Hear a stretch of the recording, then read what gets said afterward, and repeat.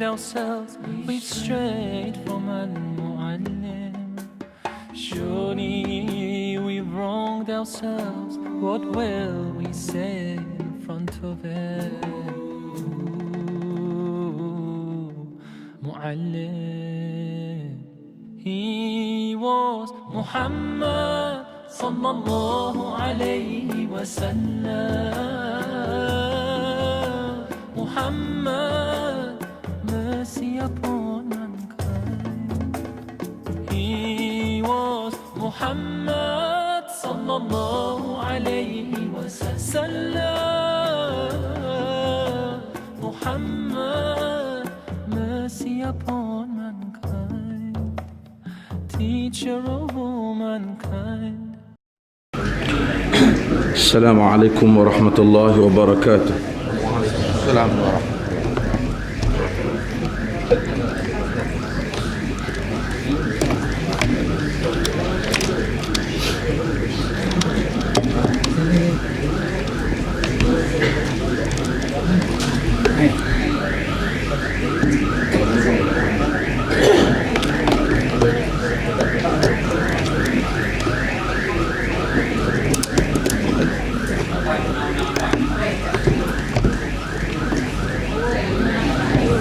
الحمد لله نحمده ونستعينه ونستغفره ونعوذ بالله من شرور أنفسنا ومن سيئات أعمالنا. من يهده الله فلا مضل له ومن يضلل فلا هادي له. أشهد أن لا إله إلا الله وحده لا شريك له وأشهد أن محمدا عبده ورسوله. أما بعد. Hadirin yang dirahmati Allah Subhanahu wa taala. Babun nahyi 'anil iftikhari wal baghi.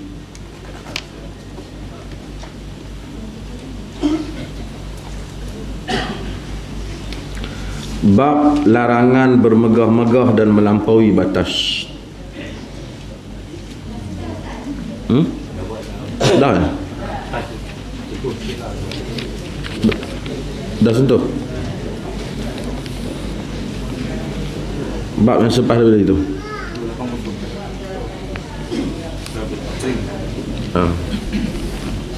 Hadis dah baca? Dah baca hadis tu?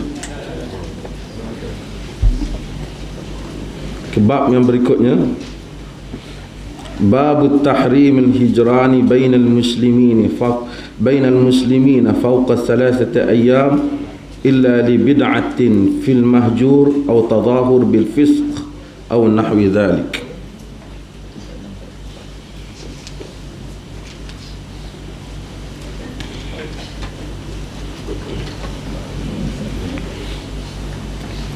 قال الله تعالى, يعني bab larangan untuk meninggalkan, yani tidak berbicara dengan orang di kalangan orang Islam lebih daripada 3 hari, yang sesama Islam lebih daripada 3 hari,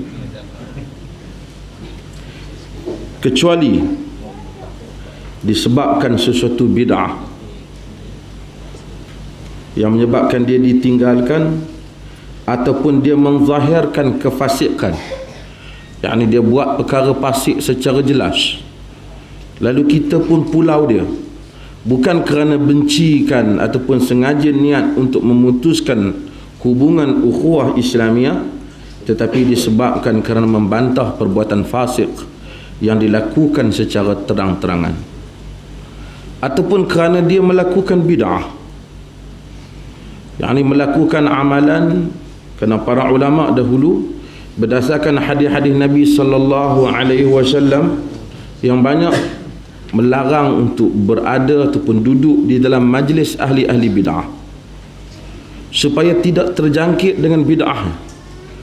Kerana bid'ah ini kadang-kadang dia menghiasi amalan-amalan itu, sehingga orang yang lemah imannya menyangka ia sesuatu yang baik. Maka kita disuruh, kalau orang melakukan hal yang seperti ini, kita tinggalkan dia. Itu tidak mengapa. Kerana Bahkan itu adalah sebagai satu pendidikan kepadanya supaya dia jangan melakukannya lagi, ataupun supaya kita tidak meramaikan majlisnya. Tuan-tuan tengok apa? Tengok kalau tuan-tuan tengok dalam internet tarekat Naqsyabandi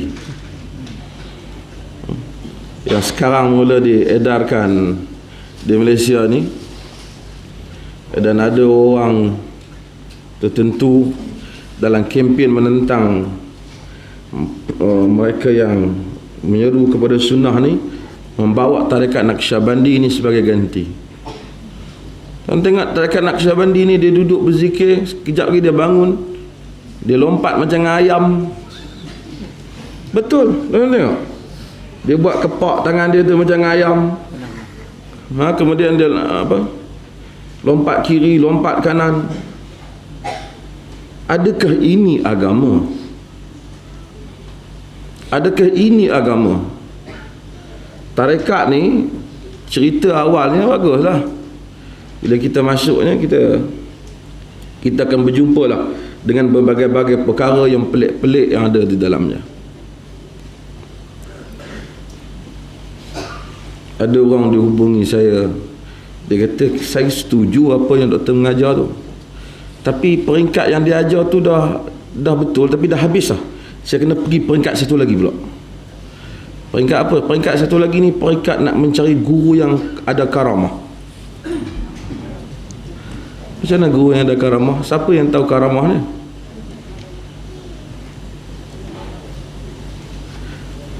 Kata agama tak pernah kata agama menyuruh mencari orang yang mengajar berdasarkan kitab dan sunnah. Kata para ulama, hatta di kalangan ahli-ahli kerohanian pun, Syekhul Islam Ibn Taymiyah menyebut hal yang sama, ada ahli kerohanian menyebut hal yang sama. Idza ra'aita rajulan yatiru fil hawa fala taghtar in lam yakun muwafiqan bil kitab was sunnah. Jika kamu melihat satu orang lelaki terbang di udara, jangan kamu heran dengannya, jangan kagum, kata dia, jika dia tidak mendapati kitab dan sunnah. David Blaine pun boleh buat macam-macam, David Copperfield pun macam-macam dia boleh buat, tapi itu semua sihir. Dan ada berbagai-bagai lagi. Oleh kerana itu, maka apabila kita ingin nak mengikut sesuatu perkara berdasarkan apa yang ada dalam ajaran Al-Quran dan Sunnah. Qala Allah Ta'ala, firman Allah Ta'ala, innamal mu'minuna ikhwatun fa aslihu baina akhawaykum. Dalam surah Al-Hujurat, sesungguhnya orang mukminun itu bersaudara, dan baikilah, perdamaikanlah antara dua saudara kamu yang berbalah. Kalau ada dua yang berbalah, kita berdamaikan. Kalau ada yang tak mau berdamai, apa kita nak buat?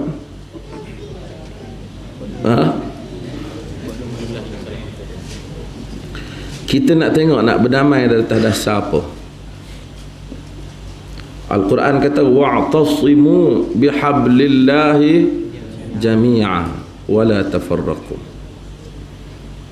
Tuan-tuan hadirin dan hadirat yang dirahmati Allah Subhanahu wa taala, dahulu orang Arab ni, mereka semangat kearaban mereka itu sangat kuat, semangat kabilah mereka tu kuat. Kadang-kadang kena isu satu perkara yang membabitkan kabilah mereka, kereta tu apa, isu yang membabitkan kabilah mereka boleh menyebabkan peperangan yang begitu lama. Tapi bila datangnya Islam, Islam perdamaikan mereka. Allah Subhanahu wa taala turunkan Quran, hantar Rasulnya, maka hilanglah ekstremis puak ni. Bila Nabi pergi ke Madinah, yang dahulunya Yathrib, orang Yathrib ada Aus, ada Khazraj, mereka bukan bersama, bersatu. Tapi dengan datangnya nikmat Islam, lalu mereka bersatu. Mereka lupakan soal-soal puak ni. orang Yahudi, kata Ibnu Kathir, orang Yahudi, mereka ni bila tengok orang pemuda Aus, pemuda Khazraj duduk satu sama lain, mereka baca puisi-puisi lama yang membangkitkan semangat puak, semangat Aus, semangat Khazraj. Lalu pemuda Aus menghunuskan pedang, pemuda Khazraj menghunuskan pedang, kata mari kita bertarung semula. Pasal dulu kira syair ni hebat lah, kan? Dia macam berita TV lah. Bila dia bacakan syair ni, naik semangat dia. Bila naik semangat, dia lupa yang Nabi ajar. Lalu dia nak bertarung. Bila dia nak bertarung, Allah Subhanahu wa ta'ala turunkan firman, ya ayyuhallazina amanu in tuti'u fariqan minal ladzina utul kitab yaruddukum ba'da imanikum kafirin wa kaifa takfurun wa antum tutla alaikum ayatullah wa fiikum rasuluh wa man ya'tasim billahi faqad hudiya ila siratim mustaqim ya ayyuhalladzina amanu taqullaha haqqa tuqatih wa la tamutunna illa wa antum muslimun wa'tasimu bihablillahi jami'an wa la tafarraqu wadhkuru ni'matallahi 'alaikum idh kuntum a'da fa'alafa baina qulubikum fa'asbahtum bi ni'matihi ikhwana wa kuntum 'ala shafa hufratin minan nar fa'anqadhakum minha kadzalika yubayyinullahu lakum ayatihi la'allakum tahtadun. Wahai orang-orang yang beriman, jika kamu ikut sebahagian daripada mereka yang diberikan kitab, yakni Yahudi, nescaya mereka itu akan mengembalikan kamu daripada beriman menjadi kufur. Bagaimana kamu boleh kembali menjadi kafir sedangkan kamu dibacakan kepada kamu ayat Allah dan bersama kamu Rasulnya? Sesiapa yang berpegang dengan tali Allah, sesungguhnya dia benar-benar diberi petunjuk kepada jalan yang lurus. Wahai orang-orang yang beriman, bertakwalah kamu kepada Allah dengan sebenar-benar takwa, dan janganlah kamu mati melainkan kamu dalam keadaan menyerah diri kepada Allah. Allah sebut hal ini. Kemudian Allah kata, berpegang teguhlah kamu dengan tali Allah, janganlah kamu berpecah belah, dan ingatlah nikmat Allah kepada kamu. Tak kala kamu dahulunya bermusuhan, kamu dahulunya berada di tebing jurang neraka, lalu Allah menyelamatkan kamu daripadanya. Yang demikian itu Allah menerangkan kepada kamu ayat-ayatnya. Mudah-mudahan kamu mendapat petunjuk. Punca orang Islam berbalah ialah kerana adanya desakan masa itu ialah pengaruh luar, iaitu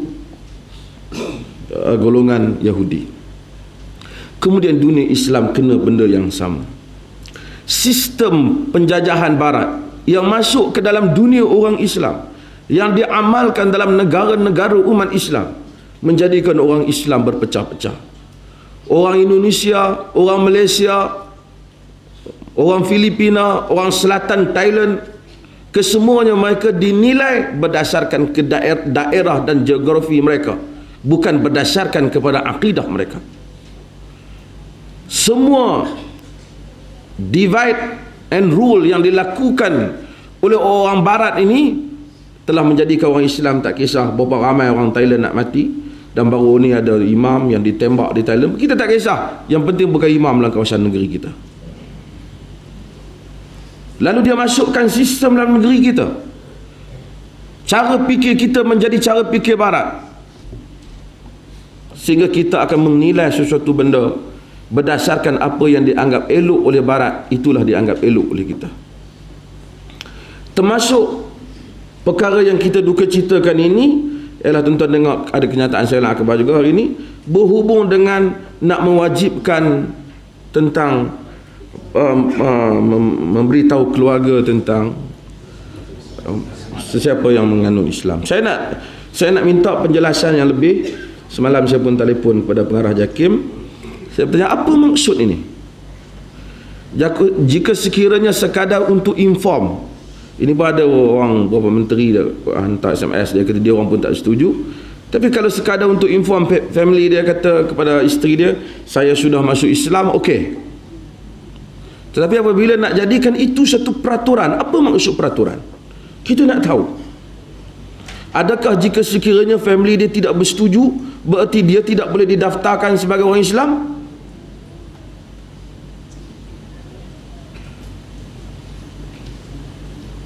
Jangan kerana kita nak tenggelam kelemasan, kita paut je pada apa-apa saja bagi tenggelam bersama dengan kita. Apa maksud ni? Dan kita nak supaya benda ni, insya-Allah sehari dua ni kita akan minta penjelasan yang jelas. Apakah maksud daripada hal ni? Kalau kata peraturan, kita nak tanya apa? Saya tahu kerana ada beberapa persatuan bukan Muslim yang menekankan perkara ini. Negara ini ialah negeri orang Islam. Tidak ada masalah pun mereka boleh hidup dan mereka lebih kaya pun daripada orang Islam. Tetapi hal yang seperti ini, jika sekiranya pimpinan negara ini tunduk kepada tuntutan yang seperti ini, saya ingat tidak ada lagi jenayah yang lebih besar daripada menghalang manusia untuk masuk ke dalam Islam dan menafikan orang yang masuk Islam sebagai saudara muslimin kita. Jika benda ni diteruskan dengan cara yang tak betul, kita minta suruh dibetulkan. Jika mensyaratkan ini diletakkan, dan saya dipahamkan daripada pengarah JAKIM semalam, ada tendensi ke arah itu untuk mensyaratkan supaya yang menganut Islam itu mendapat keizinan keluarga. Dan ini kita nak supaya jelas. Hari ini ada bangkangan, dia kena slow sikit. Kita nak, jika itu dilakukan, 7 keturunan anda merejam dosa ini di dalam laut, ia tidak akan cuci kerana anda menghalang orang untuk menganut Islam. Sebab itu jangan perkara ini oleh kerana adanya tekanan, semua perkara akan disebut. Dan kita tahu bahawasanya ada beberapa perkara lagi isu yang sedang kerajaan kendorkan ini kerana nak memenuhi kehendak selepas daripada pilihan raya. Politik ini sekejap saja, memerintah pun sekejap, tetapi masa depan umat Islam selama-lamanya. Perkara ini mereka mesti fikir habis-habisan supaya jangan dijadikan keseronokan dia sekarang ni ataupun kebimbangan dia sekarang ni akan membawa kepada duka cita orang Islam yang berpanjangan. Allah Subhanahu wa taala sebut dalam ayat ini, innamal mu'minuna ikhwatun fa aslihu baina akhawaykum. Sesungguhnya orang mukminun bersaudara dan baik, dan kamu perdamaikanlah antara dua saudara kamu. Jika mereka berbalah, mereka balik kepada nas-nas agama. Agama kata apa dalam hal? Artikel saya besok saya tulis tentang jika kerajaan bertaubat dengan taubat nasuhah.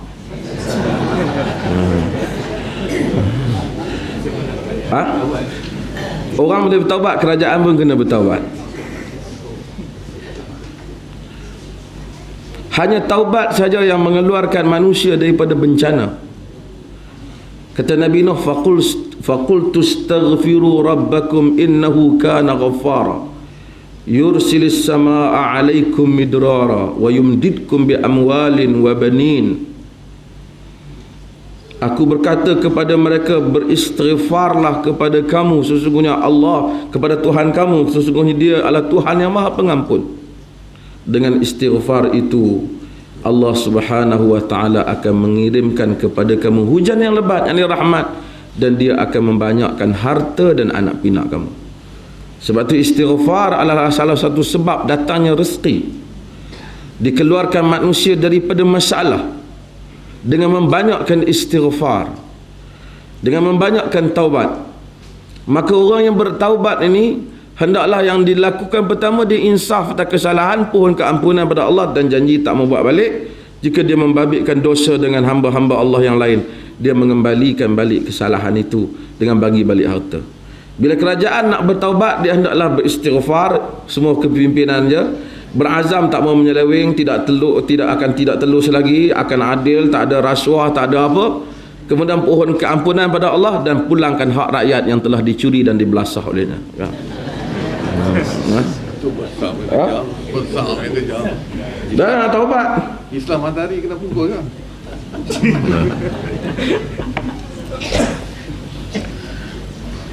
Bila dia taubat, Allah Subhanahu wa taala akan selesaikan insya-Allah masalah negara ini. Jika tak, dia terus berada di dalam keadaan kegelisahan. Ha? Apa yang dia tak taubat? Taubat daripada dosa-dosa kezaliman. Jika ada dosa kezaliman, taubat. Siapa saja pemerintah sama saja. Bukan semesti kerajaan ada, kerajaan mana yang naik pun kalau zalim dia kena taubat.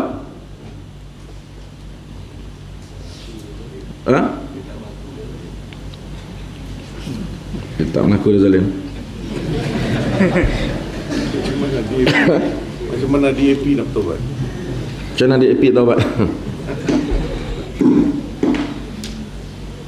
Contoh baca Omar bin Abdul Aziz kan.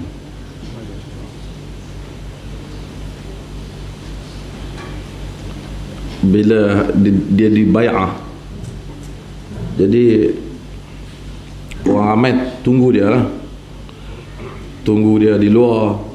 Lepas tu nak tengok apa benda yang dia nak cakap selepas dilantik menjadi khalifah. Lama dia tak keluar, orang dia tunggu. Orang bertanya pada anak dia Abdul Malik. Tuan-tuan, Abdul Malik bin Umar bin Abdul Aziz ni anak Umar bin Abdul Aziz yang sangat saleh, sehingga sebahagian ahli sejarah kata anak dia ni salah satu punca dia menjadi saleh.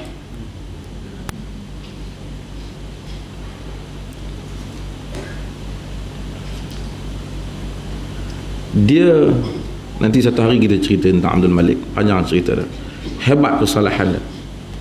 Orang tanya Abdul Malik, mana Amirul Mukminin? Kata Abdul Malik, dia sejak dia dilantik, dia masuk, dia bersolat, dia berdoa, dan kami masuk tengok dia menangis. Ibuku masuk, ibu dia Fatimah binti Abdul Malik masuk tengok dia menangis. Isteri dia tanya, mengapa engkau menangis? Dia kata, wahai Fatimah, setelah aku dilantik maka aku teringatkan orang-orang miskin, orang-orang yang dizalimi, tawanan yang jauh, orang yang mempunyai keluarga yang ramai sedangkan hartanya sedikit, orang-orang tua yang uzur. Aku tahu bahawasanya Allah Subhanahu wa taala akan bertanya aku mengenai mereka, dan aku bimbang nanti tidak cukup kuat alasan aku dan hujahku untuk menjawabnya di hadapan Allah. Lalu aku menangislah, wahai Fatimah. Itu pada hari awal kenaikan dia naik sebagai pemerintah. Maka 2 tahun dia membentuk kerajaan yang sangat adil, sehingga hari ini orang menyebut tentang kerajaan Umar bin Abdul Aziz bukan perintah 20 tahun, 2 tahun. Tapi kita kadang-kadang naik semua susah hati yang berhormat kan. Kenapa susah hati yang berhormat? Saya terfikirkan projek yang banyak, peluang yang banyak, bimbang saya tak dapat mendapat kesemuanya, maka saya pun susah hati.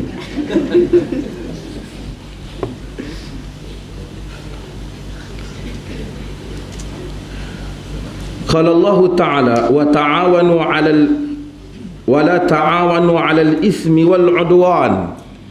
Jangan kamu tolong-menolong di atas dosa dan pemusuhan. Tuan-tuan, ini pun satu perkara.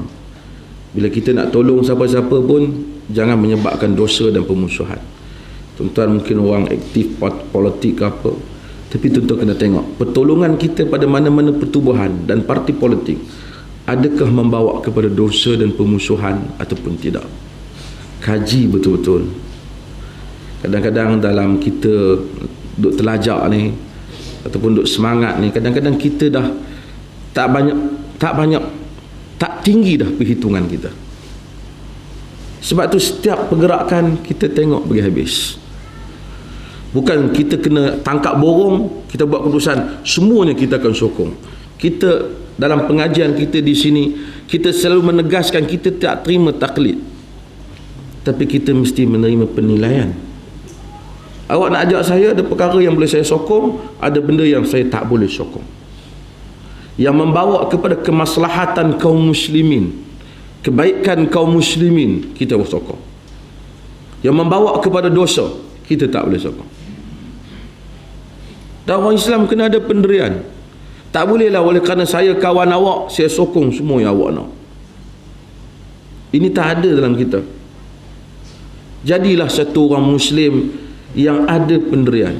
Sebab tu perkara yang susah nak berlaku dalam agama ini ialah istiqamah. Syayyabatni Hud, telah mengubankan kepadaku Hud, surah Hud.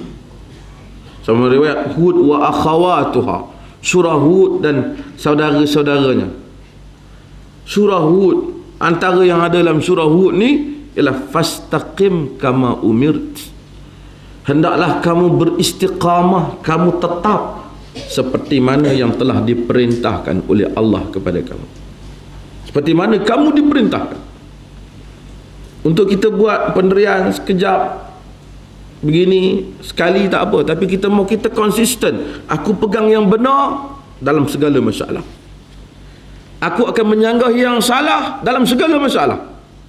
Aku tak kira kau kawan aku, kau sahabat aku, kau satu pakatan aku, kalau salah aku tetap akan kata salah. Muslim, mukmin, tetapkan pendirian dan percayalah kepada Allah Azza wa Jal, bahwasanya Allah apabila menghendaki kebaikan, tidak ada sesiapa yang dapat menghalang. Bila dia tak nak kepada kebaikan, siapa pun tak boleh buat apa. Tapi oleh kerana kadang-kadang kita percaya kepada ikhtiar kita lebih daripada pertolongan Allah Jalla wa'ala. Tentang dalam hidup pun sama. Saya kadang-kadang baca buku di kalangan, bukan hadis kan, seorang hamba Allah dalam tabaqat Hanabilah. Seorang hamba Allah, dia kelaparan. Bukan hadis, dia cerita Dia kata dia kelaparan. Ulama Hanabilah tu dia tahun 400-500 tahun yang lepas, 700-800 tahun yang lepas. Kelaparan, dia kata. Bila kelaparan, dia tak sebut pula nama orang tu. Dia berjalan, dia kata dia tengok apa di Mekah, dia tengok ada bekas, dia jumpa, dia ingat ada makanan, dia ambil, dia buka pergi rumah dia, ingat barang orang campur ke tepi jalan, tak nak, dia kutip makan pasal dia pakir. Balik-balik dia tengok dia ada permata cantik, kalung yang memang teramatlah pada keyakinan terlalu mahal. Tiba-tiba dia kata, mula-mula timbullah hati dia, kata, kalau aku jual ni banyak dapat ni. Kata tak boleh, ini tuan dia siapa.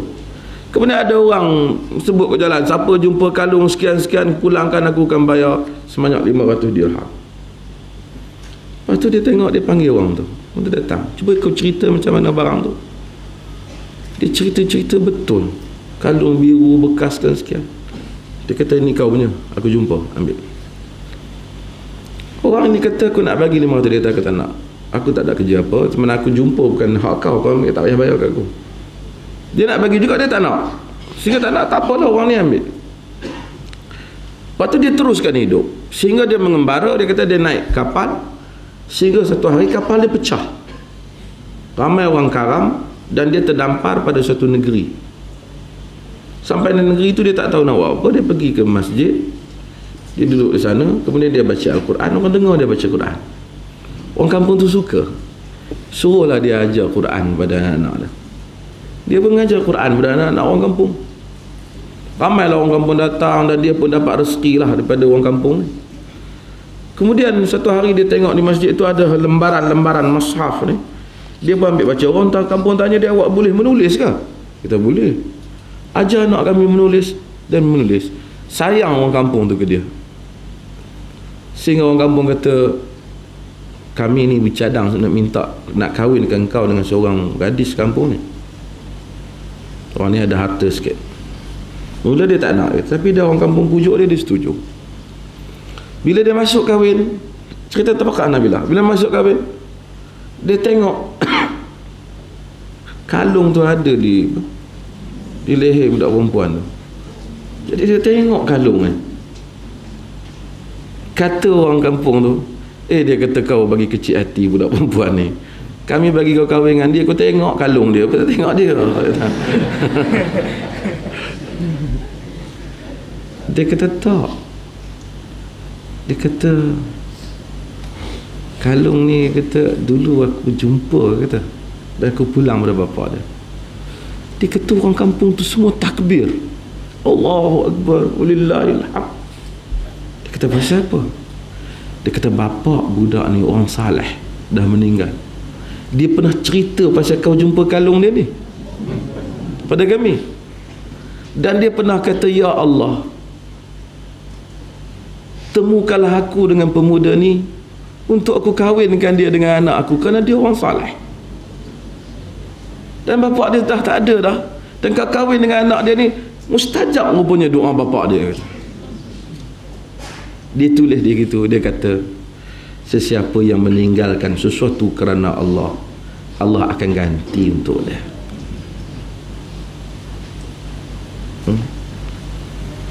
Tuan hadirin yang dirahmati Allah Subhanahu wa taala. Wa an Anas radhiyallahu anhu qala qala Rasulullah sallallahu alaihi wasallam la taqata'u wa la tabaghadu wa la tadabaru wa la tahasadu wa kunu ibadallahi ikhwana wa la yahillu muslim an yahjura akhahu fawqa thalath muttafaqun alaih. Daripada Anas radhiyallahu anhu, yakni Anas bin Malik. Anas bin Malik lain Malik bin Anas ni. Malik bin Anas imam. Anas bin Malik sahabat Nabi. Katanya Rasulullah sallallahu alaihi wasallam bersabda, la taqata'u, jangan kamu memutus hubungan.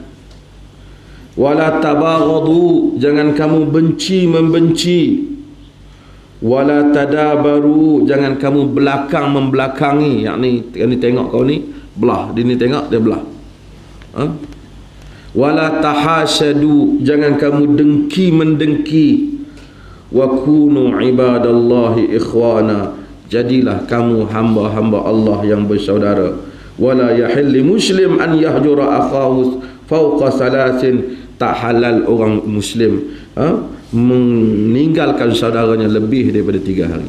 Kita tinggalkan saudara lebih daripada 3 hari tanpa sebab tak apa, maksudnya tanpa tujuan tak apa, maksudnya kita bukan tak mau cakap dengan dia, dah kita lama jumpa pun tak ada, kadang-kadang jumpa di masjid 3 hari dah, tapi dah tak ada apa nak bersembang, taklah kita bersembang. Itu maksudnya tak ada sebarang niat. Tapi kalau dengan niat untuk memulaukannya lebih daripada 3 hari, dilarang oleh agama. Kurang pada 3 hari, agama raikan marah tu. Kadang kata aku geram betul dia ni, aku tak mau cakap dia 2 hari. Anak kata okey lah, setakat 2 hari untuk layan kau punya apa perasaan tu. Agama ni dia rai perasaan, tapi jangan lebih. Sebab tu hadirin dan hadirat sekalian, maka agama larang kita memutus hubungan tak pasal saudara Islam, termasuk yang berbeza parti politik. You beza di medan lah. Dan kita apabila berbeza ataupun memberikan pandangan yang berbeza, bukan kerana kita hasad dengan dia, tak boleh, kerana kita nak tegakkan yang benar, itu saja. Tapi kalau sampai kepada peringkat benci membenci sehingga begitu teruk. Saya 2 hari lepas ada satu orang datang pejabat, dia nak kahwin dengan satu budak perempuan. Budak perempuan ni baik lah katanya, dia lah cerita kan. Tak kira lah ceritanya baik lah, orang siapa dengar pun macam teringin lah kan. Dia pergi Minang, bapak dia tak setuju, tolak mentah-mentah. Sebab Berbeza. Bapak dia tak beza parti. Bapak dia tengok macam bukan sepati dengan bapak dia. Pasal pakai baju batik. Ekstremi betul. Parti ni kalau dah duduk sampai peringkat agama, kacau kita. Parti ni setakat jadi satu saluran berdemokrasi, tak apalah. Pegangan satu orang ni mesti Islam. Saya duka cita juga yang tak boleh kahwin di apa? Terengganu tu. Kita nak kritik, kita tak apa, nak berbeza pandangan, itu tak apalah. Tapi sampai tak boleh kahwin ni kacau lah.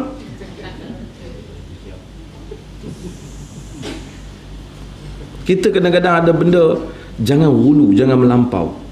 Kita kena tahu fungsi bagi setiap benda. Saya pun bagi pandangan-pandangan yang berbeza juga dengan kerajaan pun.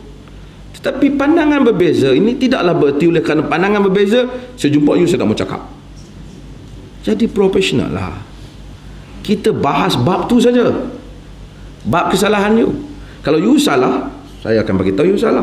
Kalau you perlu diambil tindakan BPR, you kena jalan dengan BPR. Kalau you kena masuk penjara, masuklah penjara dengan terhormat, kan? Tetapi bila jumpa, tetaplah assalamualaikum wahai ahli penjara, kan?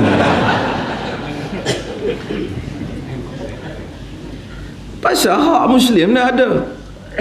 Nabi SAW dia ambil tindakan. Sebab tu bila Nabi SAW sebat orang yang minum arak, Nabi SAW, sahabat kutuk dia, Nabi kata la tasubbuh fa inni a'lam annahu yuhibbullah wa rasulah. Jangan maki dia, kerana aku tahu dia cintakan Allah dan Rasulnya. Hak salah tu dia salah, tapi ada kadang-kadang baki kecintaan pada Allah dan Rasulnya yang kita tahu. Ada orang kadang-kadang baik, tapi ada bab yang dia tak baik. Kita pun macam tu, bukan kita baik semua, kan? Ada bab yang kita baik, ada bab yang kita tidak baik. Tapi bila kita judge orang tu, kita tengok dia tu secara satu isu tu menghukum segala-galanya. Tidak adil kita. Betul saya sebut, kadang-kadang ada orang nilai dengan adil lah dalam setiap isu. Hadirin yang dirahmati Allah Subhanahu Wa Taala. Ini ada isu lah. Kita ada Sufia.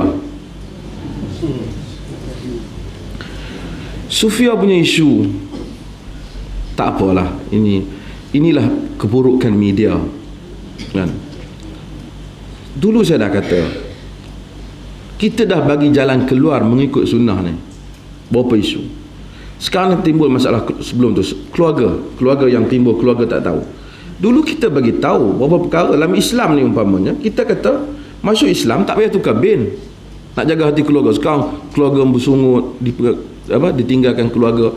Sekarang dia orang timbulkan, dahulu yang kita sebut, saya sebut tu, dia tak laksanakan. Dia pergi laksanakan fatwa ke benda, tahu. Dia oleh kerana dah lama dah dibinkan dengan Abdullah, diteruskan. Kalau kita follow Islam yang asal, bukan Islam siasi, bukan Islam politik, bukan Islam sufi, bukan Islam kesufian, bukan Islam hadari, bukan Islam ketamadunan, Islam Nabi. Kenapa kita juzukkan dia jadi kecil-kecil?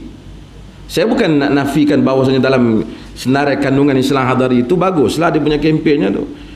Tetapi logiknya, sebuah dasar pemerintahan, apabila kita kempen satu perkara, kita kena kempen benda yang orang faham. Bila kita pergi pada tanya orang kampung, saya bukan sokong, benda yang kita sokong wawasan 2020, kan? Saya tanya makcik kampung, makcik apa dia tu wawasan 2020? Tak tahu, makcik kata. Dia kata tahun 2020 ni orang nak maju, aku pun dah tak ada masa tu, dia kata. At least dia faham lah maksud apa wawasan 2020, kan? Tak kisahlah, kan? Tapi kalau tanya makcik, makcik apa Islam hadari? Tak tahulah makcik, Islam hak biasa ni, bawa Islam mana pula ada. You tengok, you telah pergi satu nama dia keliru. Kita tahu you tak masukkan Islam hadari bukan agama baru, dia sebagai satu, tapi you telah pilih nama yang mengelilukan orang. Saya dah sebut apa dalam temu bual dengan Awani, dalam beberapa tulisan, saya dah sebut sejak dulu, dan beberapa mesyuarat kerajaan sebut nama dia mengelirukan. Tapi oleh kerana ada penasihat 25%, dia kata okey, kita dah buat nama. Jadi dia tuan penasihat 25%. Biarlah kau kata, dah kau nak tahan juga. Kan? Nama ni mengelirukan. Contoh, saya dah bagi tahu akhbar dan beberapa media, saya akan mula start untuk meminta supaya dilupuskan Islam Hadari ini. Tak apa, tuan-tuan kena sokong roadshow saya. Bukan lupuskan perjuangan hak dia sebut 8 perkara tu, tak. Nama tu. Saya bukan kata tak bagus inti kandungan dia. Nama tu you buang apa Islam Hadari? Nak ganti ni tak penting lah. Yang penting Islam lah kalau betul. Tapi oleh kerana niat, kalau di sebagian universiti ataupun sebagian pejabat kerajaan, nama Islam Hadari ini digunakan untuk apa? Untuk you dapat bajetnya. You buat program apa, tambah sikit Islam Hadari, dapat bajet. Yes. Kerana ada orang ambil kesempatan.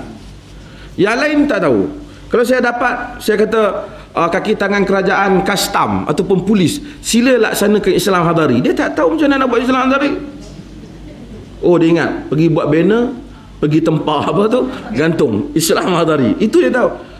Tak ada suatu pelaksanaan, kan dia adalah gimmick politik.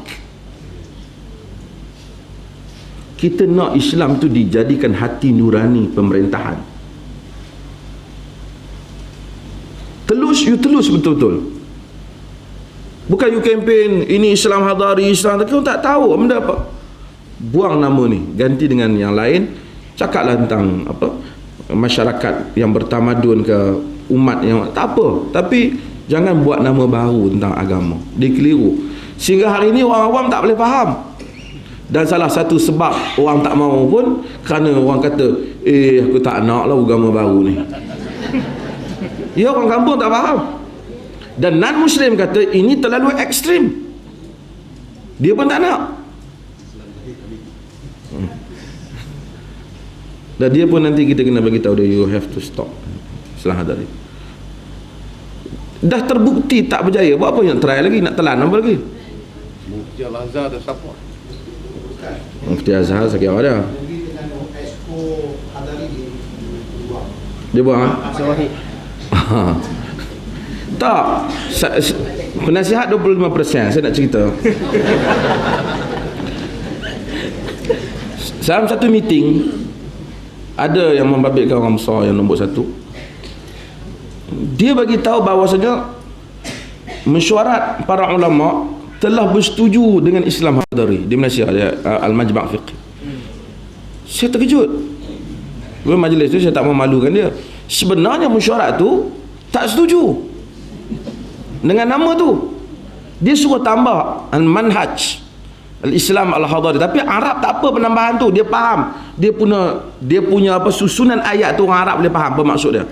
Tapi orang Melayu you pergi cakap Islam Hadari, Islam Hadari, dia tak faham. Seketika ada puak yang menganggap seakan-akan kita nak replace Islam yang sedia ada. Ada puak kata kita nak ikut Islam Hadari. Kita tak nak dah. Ni Islam yang ada ni ekstrim. Ini jangan jadi agama apa, akbar agung buat agama pula. So ini adalah kesempatan untuk kita semua minta supaya stopkan Islam Hadari ni.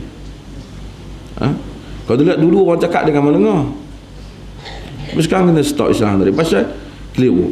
Balik kepada Islam yang asal. Itu yang orang kempen, balik pada Quran dengan Sunnah, balik Quran dengan Sunnah. Ini geng tarikat ni, negeri Selangor ni sama 2 kali 5 pula, stop lah. Dia orang balik Quran Sunnah, dia tuduh yang bukan-bukan, Wahabi lah, apalah. Balik pada Al-Quran dengan Sunnah. Tengok dalam Quran dan Sunnah yang asal itu apa. Balik pada kes Sofia. Kes Sofia ni pun satu masalah. Inilah media fasik barat saya kira lah kan. Perkara yang membabitkan maksiat insan dengan Tuhan, yang bersifat peribadi, tak patut didedahkan. Dulu yang kita kata tu, yang saya kata jangan tanggap khalwat, isu tu je. Ini perkara yang insan dengan Tuhan. Dia minum arak, dia apa, itu urusan peribadi yang patut didedahkan. Sebab tu akhbar kita selalu nak dedahkan tangkap khalwat, tentang itu didedahkan. Yang patut kita dedahkan ialah harta rakyat yang hilang. Itu rompakan, kan, pencolekan, kan, rasuah. Ini membabitkan kepentingan awam. Dulu saya dah sebut. Tapi perkara yang tidak membabitkan kepentingan awam, hak urusan manusia dengan Tuhan, itu yang nak didedahkan. Isu Sofia ni macam tu juga. Isu ni sepatutnya dia ialah dah didedahkan media barat ni, tapi saya walau macam mana pun, kita mesti yakinkan dia jalan untuk dia balik kepada Allah tetap ada. Saya baca dalam satu saya tak tahu Wikipedia ambil daripada mana, tapi dia cerita ada satu grup daripada Malaysia sebelum dibatalkan ni akan bertolak daripada Malaysia nak pergi ke kerana mendapati Sofia ni di bawah pengaruh ilmu hitam. Tu Malaysia punya otak lah, kan. Semua dia hantu. Dia kalah pilihan raya, hantu. Dia demam, hantu. Hantu, pengundi hantu, demam hantu, sakit buruk hantu. Orang pergi jadi terlibat kegiatan yang buruk pun hantu. Semua hantu. Memang kita masyarakat yang hantu lah.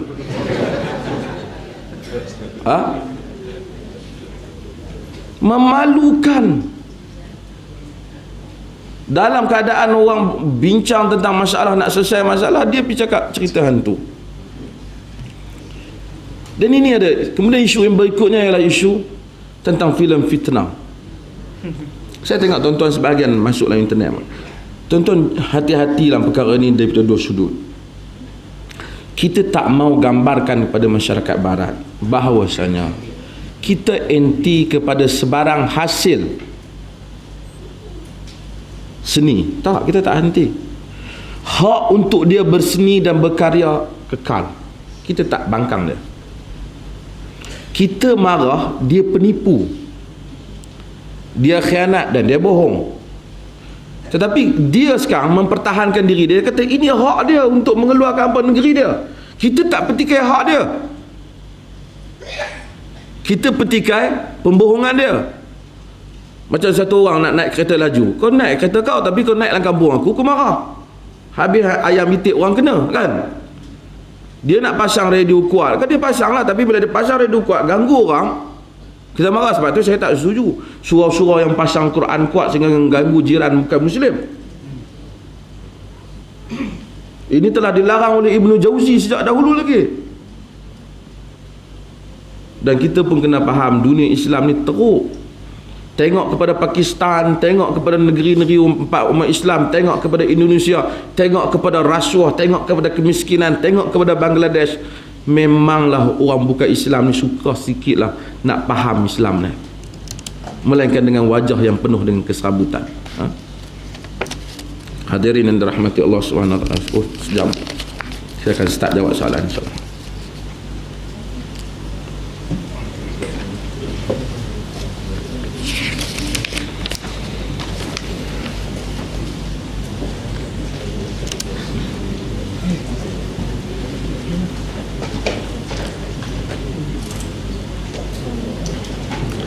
Dalam majlis surau, doktor ada menerangkan bahawa PNB terpaksa melabur dalam saham Maybank di atas kepentingan negara serta keuntungan dari perniagaan perbankan Maybank boleh diagihkan kepada pemegang SB. Majlis fatwa juga memutuskan bahawa pelaburan dan keuntungan daripada saham Maybank itu tidak haram di atas sebab darurat. Sebab itu melabur dalam ASB oleh orang Muslim tidak wajar dispesifikasikan sebagai darurat. Misalnya orang Muslim boleh membeli unit trust dan semua. Tuan-tuan, bukan kita melihat individu Muslim itu. Kita melihat dalam kes itu ialah kepada PNB itu sendiri. Wang itu. Dan jika sekiranya kerana ketidakmampuan pihak lain untuk menyediakan wang dia, untuk dia letakkan wang dia, dan pelaburan itu jika diharamkan akan menjejaskan, kerana dia satu-satunya institusi yang terbesar yang memegang dana orang Islam. Itu saya dah jelas banyaklah haram ni.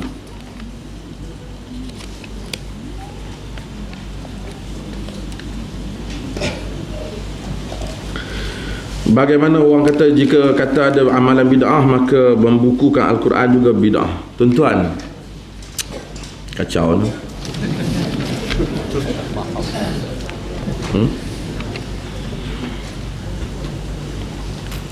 Ada perkara tuan-tuan yang Nabi tidak lakukan disebabkan, ada perkara yang Nabi tak lakukan disebabkan kerana tidak ada kesempatan di zaman itu, bukan kerana dia dilarang.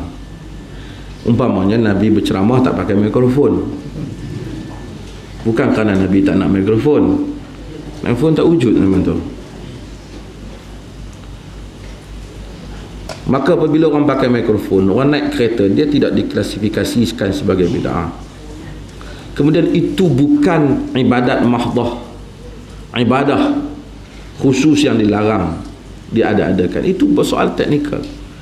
Quran, memang Quran sendiri sebut zalikal kitab, itu adalah kitab. Quran kitab. Zaman Nabi pun sudah ada susunan-susunan itu. Ini soal teknikal. Kita yang larang membuat amalan tokok tambah ni dalam ibadah. Lepas tu kita fikir misalnya, kalau dah semua boleh buat semayang Jumaat ni saya kata, lepas tu semayang Rabu, semayang Khamis. Tengok sekarang tak berkesan kan, Jumaat seminggu sekali ya. Budak-budak masih nakal ramai, kita pun buat semayang Rabu. Kenal kan lah. Pasal apa tak boleh? Tak boleh, kerana itu soal ibadah. Kalau tidak, tak tinggal benda yang asal dalam agama.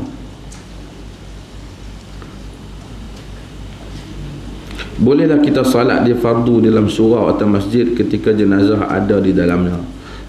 Boleh, itu tidak masalah. Tapi kita tidak salat di hadapan betul-betul jenazah tu. Ruang masih luas, kita salat dalam. Contoh mana surau atau masjid ni kadang-kadang orang keliru sikit.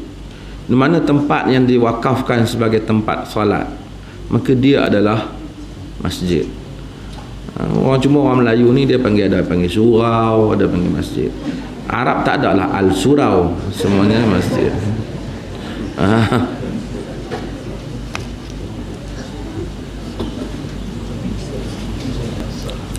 Adakah hadis yang melarang angkat tangan ketika imam membaca khutbah? Ada dalam riwayat Muslim, sahabat membantah apabila imam angkat tangan ketika berdoa. Maka turfa'a fi ahdin Nabi, dia tidak diangkat. Qabbahallahu tilkal yadain, Allah menghuduhkan kedua-dua tangan itu. Dia kenapa? Kerana Nabi bila doa masa khutbah tu dia tak angkat tangan.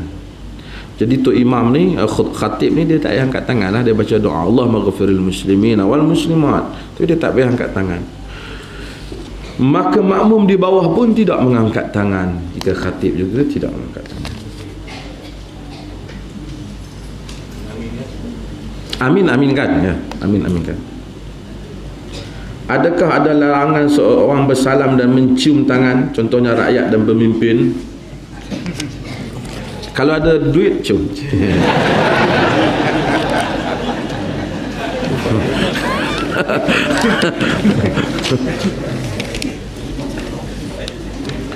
Ada beberapa perkara yang para ulama bahas, termasuk bersalam. Dan An-Nawawi akan sebut dalam hadis-hadis dalam Riyadhus Shalihin, terdapat hadis-hadis yang menunjukkan sahabat mencium tangan Rasulullah sallallahu alaihi wasallam, dan juga yang lain mencium tangan Umar. Ada yang mencium dahi. Kesemuanya ini boleh dengan syarat tidak boleh menimbulkan ghulu, melampau. Maka kita kena ukur pertama diri kita. Bila orang cium kita tu, kita rasa ini tak baik untuk diri kita, kita jangan bagi. Dan kita pun jangan pergi cium orang yang boleh menimbulkan keburukan untuk dia. Misalnya kita pergi cium dia, sedangkan dia orang tak baik, jadi dia pun rasa bangga. Ataupun dia orang baru je, tengok dia beli serban baju jubah, kita tengok serban jubah boleh cium kita pun cium. Lalu dia rasa dia besar diri, minggu depan dia mengaku jadi wali.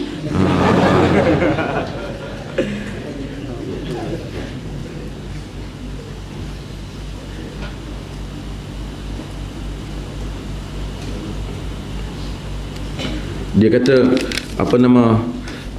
jika ayat Quran tak boleh dibaca dengan kuat, kalau kita ceramah orang sebelah dengar macam mana? Tengok, kalau sekiranya ada bantahan orang Muslim dan bukan Muslim terhadap ceramah sehingga mereka tidak mau dengar, maka tidak mengapa untuk kita tutup. Cuma dia sedikit ada perbezaan ini. Jika kita rasakan itu saluran untuk menyampaikan maklumat kepada dia, dia tak nak dengar, mungkin dia nak duduk di rumah nak dengar, itu lain. Tapi kalau kita sekiranya orang masyarakat keliling ni dia bantah, dia kata bising anak dia nak tidur kerana ada kuliah, lalu dia tak boleh tidur, kita kena slowkan supaya kita tidak ganggu jiran.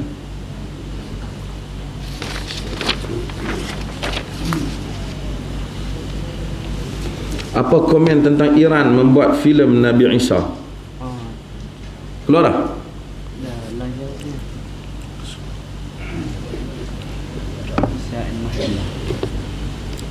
Nisa Al-Mahdi. Iran ni nak kira apa dengan dia? Seminggu lepas ada satu orang keluar dalam TV, nama dia Zaini Zainal Abidin. Dia ni Syiah. Dalam TV1 Allah, dia kempen Syiah. Tuan-tuan, sekarang ni negeri ni akan jadi negara ni akan jadi negara pasaran terbuka. Banyak pemikiran akan datang. Kita kena berhati-hati. Iran ini, saya ada pandangan yang berbeza dengan mungkin tuan-tuan tak setuju. Tapi saya dah kata tuan-tuan, jika sekiranya yang memiliki nuklear ataupun seumpamanya yang sedang melakukan penghuraian uranium itu selain Iran, negeri-negeri Arab Saudi lah umpamanya, mereka tak bagi tunggu hari ya. Tapi oleh kerana yang berlaku itu Iran, sentiasa tolak ansur itu panjang. Sekadar Europe masuk campur, sekejap Iran masuk campur, Amerika masuk campur. Tapi untuk bertindak, tak. Lain daripada Iran, dia kena. Sebab Amerika ni, dia tahu bagaimanakah mengatur strategi di Timur Tengah. Kewujudan Iran itu sentiasa menimbulkan ketegangan di negara-negara rantau berkenaan. Hero ni tuan-tuan, ada hero yang ditaja. Kan kita tengok orang dalam filem kan, hero, kita kesian hero kena nanya. Hero tu tak kesian apa, dia dapat duit tu. Tapi kita yang tengok Allah menangis sayang mata, itu lakonan je. Di Penang, minta maaf lah kalau ada India, di Penang kan dulu, India yang bukan Muslim kan, dia tengok gambar India, ada satu penyokong hero ni, seorang penyokong hero ni, dalam gambar wayang sedang tumbuk, bawah tumbuk juga. Kan? Ada hero yang ditaja. Oleh kerana itu kita jangan terperangkap dalam percaturan ini, percaturan media ni. Filem para nabi ni sangat bahaya kesannya. Kerana manusia ni apabila melakonkan watak nabi, dia tak sama dengan nabi tu. Nanti akan ada banyak benda yang akan disalah tafsirkan tentang nabi tu. Melainkan kita dahulu diperoleh, kita keluar timbul fatwa berhubung dengan lakonan teater Nabi Yusuf yang ditayangkan, yang dibuat oleh saudara Dinsman yang di Istana Budaya. Kita masukkan dalam mesyuarat fatwa dan saya pengusi masa tu. Kita kata boleh you buat cerita Nabi Yusuf, tetapi ketika you nak cerita Nabi Yusuf bercakap tu, you kena sebut berkatalah Yusuf, supaya orang tahu bukan itu Yusuf dan bukan macam itulah Yusuf, tapi dia sedang mewakilkan perkataan itu. Macam kita dalam kuliah ni baca hadis, qala Rasulullah, bersabda Rasulullah. Apa pandangan tentang kereta Islamik? Kereta Islamik ada apa? Ada kubah atas. Come on lah. Tuan-tuan, kita ni kadang-kadang ni bukan tak pandai, ni stupid orang panggil. Apa kelebihan kereta Islamik? Ada tempat letak sejadah. Ya Allah. kita selalu pergi. Kalau orang ni, kita kata orang cakap benda furuk, itu apa punya furuk tu. Sebab tu saya kadang-kadang saya sebut tuan-tuan kan, dia dalam halal dan haram pun Rasulullah bukan stres macam kita dalam masalah makanan umpamanya. Nabi bila datang jamuan orang petikai, Rasulullah, dia orang ni baru masuk Islam, sembelih betul ke tidak ni? Nabi kata samillah wa kulu, kamu bismillah makan. Jadi oleh kerana kadang-kadang ada orang baru masuk Islam, dia bagi hidang kita, tengok dia Islam, kita kira okey lah. Tapi bila kita terlalu detail lah, baguslah untuk industri perniagaan ni, saya kata baguslah. Tapi di Malaysia, saya cadangkan yang saya sebut tuan-tuan, saya tak setuju apa nama halal, saya suka haram. Cop haram. Bukan bermula dengan halal, bermula dengan haram. Tuan-tuan, halal ke banyak, haram ke banyak? Haram banyak. Haram ke banyak, halal ke banyak? Halal banyak. Haram sikit, berapa pergi cop yang banyak, cop yang sikit lah. Betul tak? Cuma tuan-tuan fikir, cop yang sikit lah, cop yang banyak macam apa? Semua perkara adalah halal, melainkan ada bukti ya haram makanan dia. Artinya siapa di Malaysia ni yang tak cop haram, sedangkan makanan tu haram, kena ada akta, dia ambil tindakan. Pasal negara ni negara orang Islam, mestilah barangan dia semua halal, melainkan yang dicop haram. Baru tak ada timbul makan apa benda haram. Pasal apa? Benda haram semua telah dicop. Yang mana tak ada cop, you makan. Betul tuan-tuan? Betul. Tapi fulus tak nak masuk lah. Itu cop mana ada copnya. Tapi dari segi sepatutnya di sudut konsep keluasan agama begitulah. Saya dah cadangkan dalam tu. Dia orang semua tak mahu lawan. Ini rugi ya kan. Tapi yalah, saya kata satu cadangan. Jadi bila kita nak pergi, tak payah cari mana cop. Tak ada cop haram. Iyalah. Siapa kalau dia tak cop buat akta lah, ambil tindakan.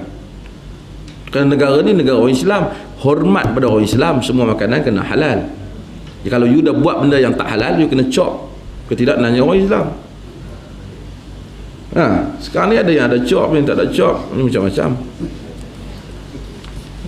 Kita bagilah luas sikit konsep agama ni. Ada lagi apa? Komen doktor tentang penggunaan perkataan Allah bagi Tuhan agama Kristian dan Sikh. Apa pendapat tuan-tuan?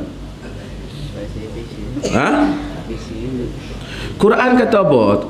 Musyrikin Arab dulu panggil apa? Tuhan. Panggil Allah. Wala in sa'altuhum man khalaqas samawati wal ardh wa sakhkhara asy-syamsa wal qamar la yaqulunna Allah. Jika ditanya mereka siapa yang menciptakan langit dan bumi, bulan dan matahari, nescaya mereka akan menyatakan Allah. Quran nak iktiraf kata ada. Quran beritahu orang Kristian kata innallaha thalithu salasah. Tuhan adalah tiga daripada yang tiga.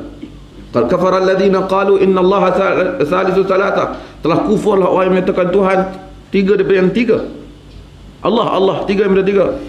Innallah, sesungguhnya Allah tiga daripada yang tiga. Jadi banyaklah Tuhan i'tiraf mereka guna Allah. Dan memang mereka guna Allah pun. Wallahi bismikallahumma. Lepas tu Islam menguasai. Ibu Islam tak kata orang Arab Mekah awak jangan guna perkataan Allah. Allah. Orang Kristian guna Allah. Kristian Arab memang dari Bible dia semua Allah. Allah Al-Aliyul Qadir. Itu pun menjadikan Kristian jadi dekat sikit dengan kita. Di samping kesesatan tu kerana dia mengiktiraf ketuhanan yang sama dan banyak perkara berhubungan ke Rasul yang sama. Cuma dia silap sikit tentang Nabi Isa, bukan silap sikit, silap banyak Nabi Isa, dan juga berhubung dengan Nabi Muhammad sallallahu alaihi wasallam. Tapi adakah agama melarang mereka menyebut Allah? Tak. Quran menyebut Allah bagi pihak mereka. Bila Malaysia larang, undang-undang Malaysia. Saya ramailah orang bukan Islam tanya, dulu Reuters tanya saya kata pendapat saya begitu. Larangan ini larangan bersifat tempatan. Bimbang dia kata takut orang keliru agama di Sabah. Di Sabah tu dalam tak guna nama Allah pun keliru elok lah. Bukan keliru itu, kita dia kata Tuhan adalah Allah, lagi senang kita nak cakap dengan dia. Dia nak lawan. Tapi dah ada orang kata takut timbul kekeliruan ini, orang mesyuarat bahagian keselamatan kata pengamatan mudah nasihat. Tapi kalau tanya saya tetap begitu lah. Saya kata itu mereka boleh gunakan, tetapi oleh kerana undang-undang kata mereka tak sesuai, dia kena tukar. Dia nak tukar guna apa? Dia kadang-kadang masalah budak kita lemah tentang agama. Dia tak tahu akidah Islam. Bila dia tak tahu akidah Islam, dia takut budak kita keliru antara akidah Islam dengan Kristian. Dua akidah yang berbeza. Kalau Allah Tuhan Bapa, takkan budak kita nak keliru kerana guna perkataan Allah? Mana ada Tuhan Bapa lah Islam? Di atas kelemahan kita, lalu kita cuba tanggungan kesalahan tu pada orang lain. Bukan kita nak kuatkan kita punya akidah. Pasal kita pengajaran lemah, masuk sekolah bukan mengajar akidah. Mengajar sekolah mengajar apa? Fiqh. Bab air, pembahagian air. Kata ni dah berapa mengajar haji berapa? Haji Form 5 mengajar apa? Haji. Mengajar haji. Lepas tu cara ajaranmu tak pergi kepada konsep akidah tu secara jelas. Lepas tu ajar sifat 20. Apa komen tentang tudung itu adalah budaya Arab, bukan tuntutan Islam? Tudung apa ni? Tudung saji ke tudung apa? Ha? Ha? Tuan-tuan, ada yang kata budaya Arab ni ialah Ibn Ashur dalam tulisan dia. Tapi tudung ni saya tak kisahlah apa bentuk yang nak pakai, apa nak nama apa ke, jilbab ke apa, tapi yang boleh didedahkan bagi wanita ialah muka dan tapak tangan.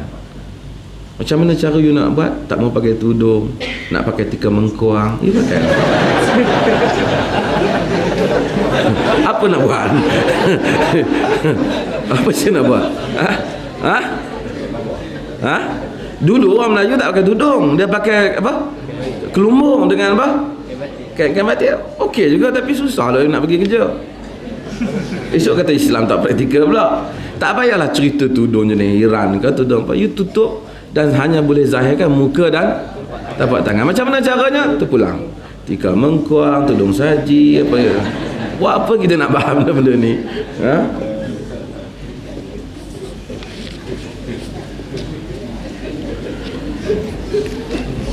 Dia kata dulu doktor cakap tak boleh lawan kerajaan selagi dia orang semayang. Lawan berbeza dengan memberikan pandangan yang berbeza. Lawan ini kita melancarkan penentangan, peperangan, ataupun kita kempen memaki hamun dia. Ini tidak dibenarkan oleh syarak. Tetapi seseorang memberikan pandangan umum tentang hukum, tentang haram rasuah, dengan you tidak menuduh individu tertentu tanpa bukti. Haram mengambil harta rakyat, umum. Haram untuk orang tidak menuntut arah, ini umum. Demikian kita menasihati rakyat, demikian juga kita menasihati pemerintah. Tetapi apabila saya buat satu ucapan tuju kepada satu orang dan menuduh beberapa tuduhan kepadanya tanpa mempunyai pembuktian dari segi konsep Islam, ini haram.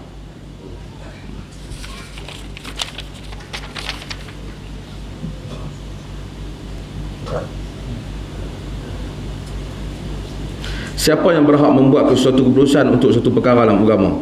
Mufti atau Jakim? Tak tahu zaman Nabi Jakim ke Mufti ya?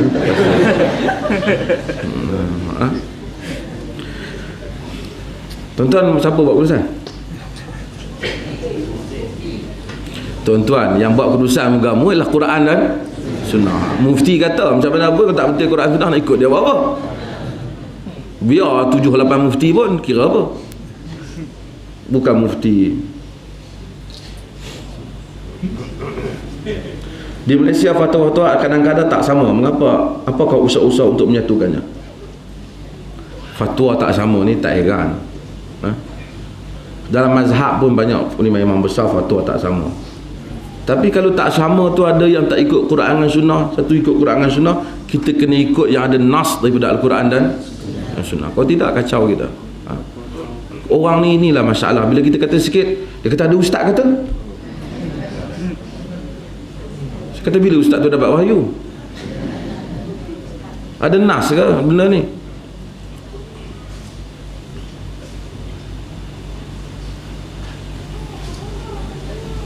Wallahu ta'ala. Terima kasih banyak tuan-tuan. Mudah-mudahan Allah Ta'ala rahmati kita semua. Saya akhirnya nak pesan tuan-tuan sekali lagi dalam kegawatan politik ni, semua orang mengambil tindakan yang difikirkan diredai oleh Allah dan Rasulnya. Jangan semangat kita itu boleh mendorong kita pada kerugian yang lebih ataupun menyebabkan kita langgar peraturan-peraturan agama. Semua tindakan kita hendaklah kita sukat sebetul-betul. Kerana kadang-kadang apabila kita tengok orang lain bersemangat, kita pun bersemangat, tapi sedangkan kita tak ikut. Apa yang kita akan cakap itu akan diredai oleh Allah dan Rasulnya sallallahu alaihi wasallam. Pastikan benda tu. Termasuklah apa-apa aktiviti yang tuan-tuan nak buat. Kerana ini adalah penting sebagai kita orang Muslim. Kadang-kadang orang ni akan hanyut bersama dengan keadaan. Tapi kita sebagai orang Muslim yang ada Quran dan Sunnah, kita akan menilai setiap pergerakan dan keputusan dan berita politik ini dengan apa yang tuan-tuan belajar mengenai Quran dan Sunnah, bukan dengan apa yang orang ramai setuju ataupun tidak setuju. Mudah-mudahan Allah Ta'ala rahmati kita semua. Sekian, wassalamualaikum warahmatullahi wabarakatuh. We once had a teacher, the teacher of teachers. He changed the world for the better and made us better creatures. Oh Allah, we've shamed ourselves, we've strayed from Al-Mu'allim. Surely we've wronged ourselves, what will we say in front of it? Mu'allim. He was Muhammad sallallahu alayhi wa sallam. Muhammad, mercy upon mankind. He was Muhammad sallallahu alayhi wa sallam. Muhammad, mercy upon mankind. Teacher of all mankind.